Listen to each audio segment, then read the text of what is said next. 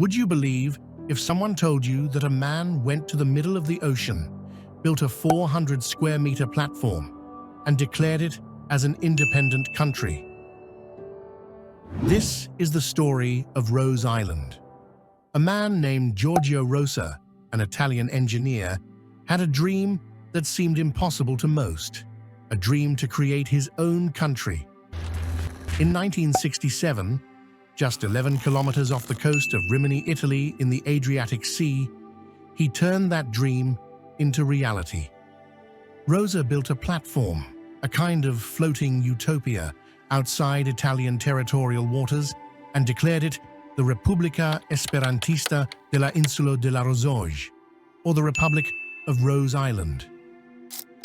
But this wasn't just a quirky experiment. Giorgio Rosa had a clear vision for his micronation, complete with its own government, official language, which was Esperanto, and even a postal system. The island, though small, was equipped with a restaurant, bar, souvenir shop, and a nightclub, attracting tourists curious about this new sovereign territory. But the Italian government saw things differently. It was more than a novelty to them. It was a challenge to their authority. As Rose Island grew in popularity, it also grew in notoriety, catching the attention of Italian officials. They were determined to bring this experiment to an abrupt end. It all began with his unique expertise. As a skilled engineer, Rosa knew how to design and construct innovative structures, but building an entire platform in the middle of the sea was no simple task. He chose the Adriatic Sea, just beyond Italy's territorial waters, a spot where he could build free from the country's laws and restrictions. The construction of Rose Island wasn't without its challenges. Giorgio Rosa had to deal with unpredictable weather, strong sea currents, and the logistical nightmare of transporting materials offshore. But with persistence and ingenuity, he engineered a steel platform supported by sturdy concrete pylons driven deep into the seabed. Piece by piece, his vision started to rise above the waves, a 400 square meter platform equipped with all the essentials for a functioning micronation. This wasn't just an experiment in architecture. Rosa envisioned Rose Island as a space where people could live free from the constraints of traditional governments. It would be a symbol of liberty, innovation, and possibility. His dream attracted adventurous individuals eager to participate in this social and political experiment. The island soon became a lively destination for travelers, offering them the chance to experience a sense of freedom unlike anywhere else in the world. Yet Rose Island was more than just a playground for free spirits. It represented the complex intersection of politics, law, and sovereignty. By creating a structure outside of Italian jurisdiction, Rosa challenged the established norms of nationhood and governance. His audacity both fascinated and troubled authorities. But despite its promising start, Rose Island's fate hung in the balance. The Italian government viewed the island not as an independent experiment, but as a potential threat. They worried it could set a dangerous precedent, sparking similar efforts by others to create their own sovereign territories. As Rose Island continued to grow in popularity, it also grew in controversy. And soon, Giorgio Rosa would find himself at the center of an international standoff. As news of Rose Island spread, it began to attract attention from curious tourists and free spirits who were intrigued by the idea of a micronation rising from the sea. Its location just outside of Italy's jurisdiction made it an exciting destination for those seeking a unique escape, and its reputation as a symbol of freedom only added to the allure. Travelers came from all over Europe to experience this unconventional country, drawn by the promise of adventure and a glimpse into a place that stood outside the usual rules of society. Rosa had planned for this influx. His vision for Rose Island wasn't just about creating a quirky retreat, it was about building a fully functioning society. He and his small team set up a basic, yet effective, administrative system to ensure the smooth operation of their new nation. The Republic of Rose Island established its own government, which Rosa headed as president. This governing body made decisions about how the island would operate, what services it would offer, and how to handle the flow of tourists. One of the boldest steps they took was to create their own postal system. The Republic issued its own stamps, which became a collector's item, and tourists delighted in sending postcards back home with the official stamp of a micronation. This simple act gave Rose Island a sense of legitimacy, at least in the eyes of its visitors.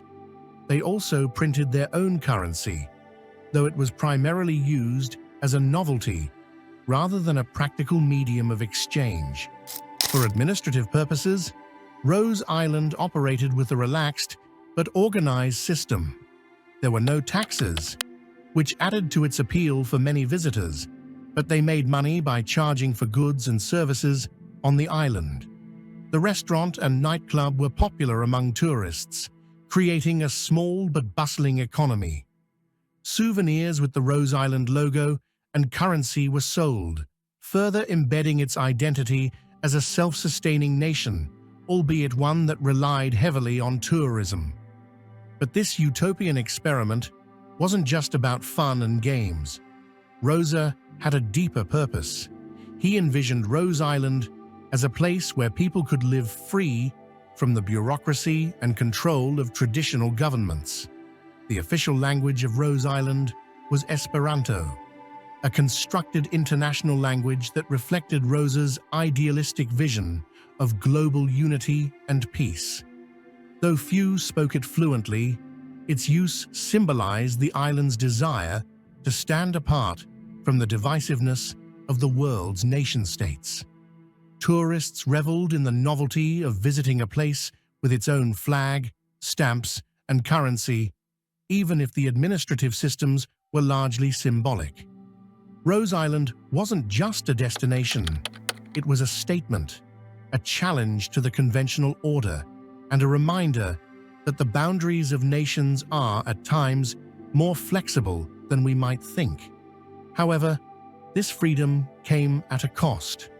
The Italian government grew increasingly frustrated, seeing the island's success and international attention as a direct affront to their sovereignty. As more and more tourists flocked to Rose Island, the Italian authorities began plotting how to shut down what they saw as a dangerous experiment. But for a brief moment, Giorgio Rosa's dream was alive. In those few months, Rose Island thrived as a beacon of independence, a place where people could imagine new ways of living, free from the rules of established nations. Yet behind the scenes, the countdown to its downfall had already begun. As Rose Island gained fame, it also gained enemies. The Italian government was increasingly alarmed by the growing attention the island received, both from tourists and international media. To them, this was not just a harmless novelty, it was a potential political and legal crisis. The existence of Rose Island challenged Italy's control over its territorial waters, and they feared it could inspire others to follow suit, creating autonomous zones beyond their reach. Soon, it wasn't just Italy keeping a close watch. Other European nations began to take notice as well, concerned about the precedent this new nation might set. What if others started building platforms in international waters and declaring independence? Would this trigger a wave of new micronations that governments couldn't regulate or control? These were the questions that fueled the tension surrounding Rose Island. The Italian government acted swiftly. In 1968, just a year after the platform was completed, they issued an official statement declaring Rose Island a threat to national security. Authorities accused Rosa of attempting to profit by evading taxes and regulations, though Rosa insisted his intentions were not financial but ideological. He was building a space where freedom reigned. Ignoring these claims, the Italian government ramped up pressure. They imposed a blockade, preventing any supplies or visitors from reaching the island. But Giorgio Rosa wasn't ready to give up. He petitioned the United Nations, hoping to gain international recognition for his micronation, but his plea fell on deaf ears. No country, not even the international community, was willing to legitimize Rose Island's sovereignty. The standoff escalated further when the Italian Navy got involved. On February 13, 1969, a military operation was launched. The Navy took control of the platform and dismantled Rose Island's structures, eventually demolishing it with explosives. In a symbolic act of defiance, Giorgio Rosa raised the Rose Island flag for the last time, watching as his dream was quite literally blown to pieces. Even though Rose Island was destroyed, its legacy endured far beyond its physical demise. Giorgio Rosa's audacious experiment became a symbol of defiance and the pursuit of freedom. Though the platform was reduced to rubble, the idea behind it, that a person could dream of and build their own nation free from the constraints of traditional governments, left a lasting mark. The story of Rose Island resonated with people who felt trapped by bureaucracy and inspired those who questioned the established systems of governance. It sparked conversations about autonomy, sovereignty, and the limits of governmental control. Could someone, with enough ingenuity and willpower, truly escape the rules of nation-states? Giorgio Rosa's bold attempt, though short-lived, provided a tantalizing glimpse of that possibility. In the years following Rose Island's destruction, the tale took on a near-mythical quality. It became a cult story, passed down through articles, books, and eventually films. In 2020, a Netflix movie titled L'incredibile storia dell'Isola della Rose brought the story to a global audience, reigniting interest in this bizarre chapter of history. The movie, like the real story, portrayed the tension between one man's vision of freedom and the heavy hand of state power. But beyond pop culture, Rose Island stands as a case study in the larger conversation about micronations, small, self-declared entities that claim independence from recognized countries. While most of these micronations are symbolic or playful, Rose Island remains one of the few that seriously sought to challenge the legal and political structures of its time.